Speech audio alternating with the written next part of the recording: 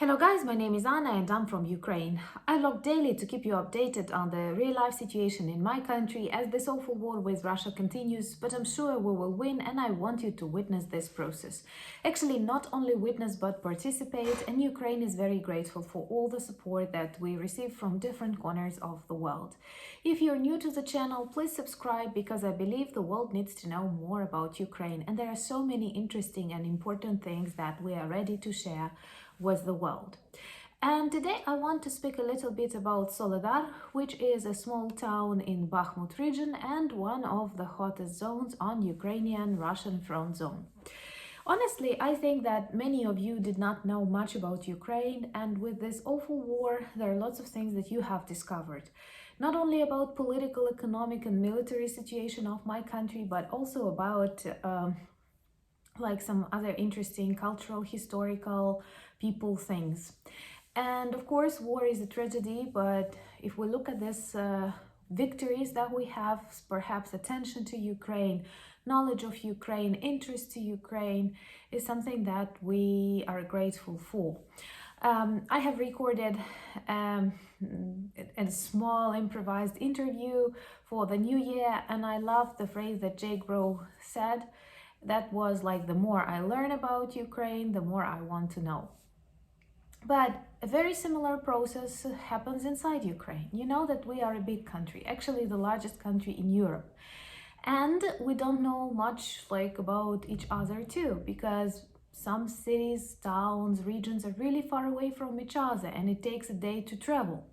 For example, for me to visit Kharkiv, I have to pass 1,000 kilometers, and that is pretty big for Europe. I know that in the United States the distances are measured in a different way, but Soledar is the city I knew nothing about, is a town. Actually, it is really small and it is less than 20 kilometers from Bakhmut, which is the hottest spot on the front line. Soledar is something like a satellite, pretty close to Bakhmut, and the majority of economic and other aspects of these two towns are very much connected, together with now this war. Soledar is not important from the military perspective because this is a small town. It has 13,000 people. It had, I'm sure that the majority are evacuated right now, but it was, even before the start of the war, it was not a big town.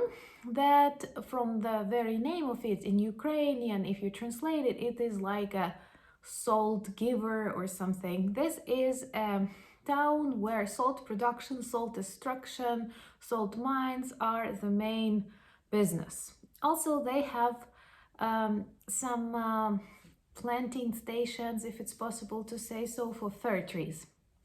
So we do understand that this is not an industrial, military or political center, but now Russians die in thousands, in hundreds daily, and in thousands weekly to get to Soledar. And I think this demonstrates a lot about their attitude to their own people and their attitude to this war. It was very interesting for me to learn. I know that the situation right now is very difficult there. We have 1 or 2 strong brigades, but only not many people inside Soledar who are very successful in stopping our enemy. But of course it's very difficult and there are lots of losses on both sides. But Ukrainian attitude is to preserve human lives, not to spoil infrastructure, and try to protect your motherland. And Russian attitude is totally different. What they care about is just capturing Soledar. Why? Well, we all see that the appetites of Russia changed tremendously. At the beginning of this war, they wanted to have Ukraine in a couple of days, Kyiv in 3 days. They've realized it's impossible, and the dreams that they pursue, they become smaller, smaller and smaller, and now it was to take Bakhmut. And they spend months with all their army and all their hatred, and they're not able to get Bakhmut, so they decided to switch to Soledar. Soledar is a smaller town, and it's so important for them to demonstrate any kind of victory to Putin and other supreme orcs, even though this victory at such price means nothing. Even if Ukrainian armed forces will have to retreat from Soledar, this will not mean that they will take Bakhmut. I'm not saying they're going to do that. Anyway, this part of a front line is not decisive. It is not like a road to Kyiv or a road to any other cities that can lead to capturing more territories.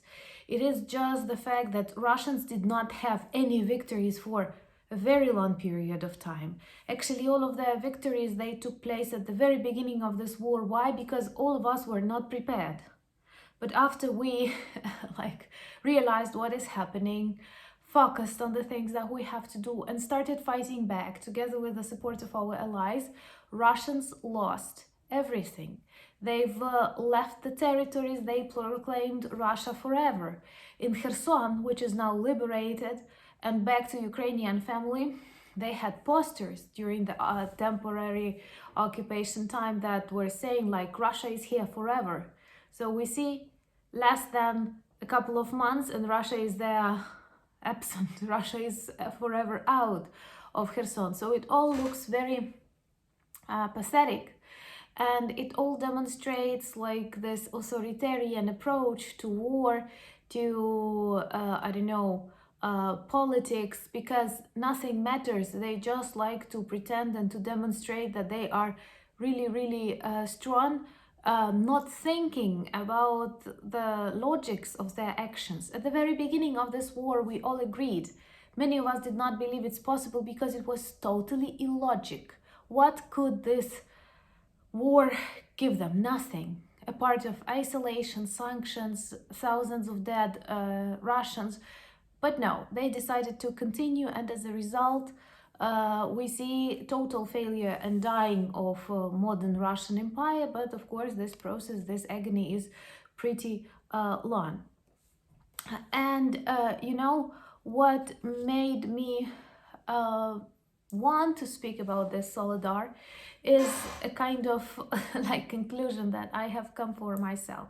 So let's have a look at this small town, beautiful town, known all over Ukraine for salt production. The majority of salt that we put in our soups and food are from Soledar or close to its territory. So we have that beautiful town where people extract and produce salt and also grow fir trees. And it is not it is not close to any big roads or anything else. And the Russian orcs want to take it to demonstrate their supreme orc Putin that they are successful. So they want to demonstrate that they can capture a 13,000 town. They are doing it for days, losing 100 people per day for the sake of this town. That means practically nothing. And for me, and what are they doing? For example, today, it seems to me, there were 86 artillery shellings on Soledar. 86, that is very expensive. And what it does to the city, to the town, it totally ruins it. So for me, all of this special military operation of orcs, of Russian army, can be actually compared to zombies. What do we have? We have the thousands of dead Russian soldiers who were trying to capture ruins, because because of that artillery shellings, we have ruins in Soledar, and in 60% of Bakhmut we have ruins. We have thousands of dead zombies on that ruins. It looks tragic and pathetic at the same time. And this is what Russian war is. This is what Russian reality is. This is what they disseminate. This is what they want to spread around the world. Nothing else that they have to share with us. So we have to be very categoric, we have to be very strong, and we have to be very united to stop them once and forever. Because contrary to Russians who like to repeat bad actions, we want to say never again, never again. People like Putin must continue ruling a country for decades. Never again. Countries like Russia are to be allowed to dictate world order. Never again crimes like the ones they commit all over the world, not only in Ukraine, can be forgiven. Thank you so much for your support of my country. Thank you for buying me coffees. Thank you for becoming my patrons and thus supporting our Soviet myth debunked project. If you haven't seen it, please check. It is in a separate video list. And thank you for being with Ukraine and with my channel. If you are new, please subscribe. Slava Ukraini!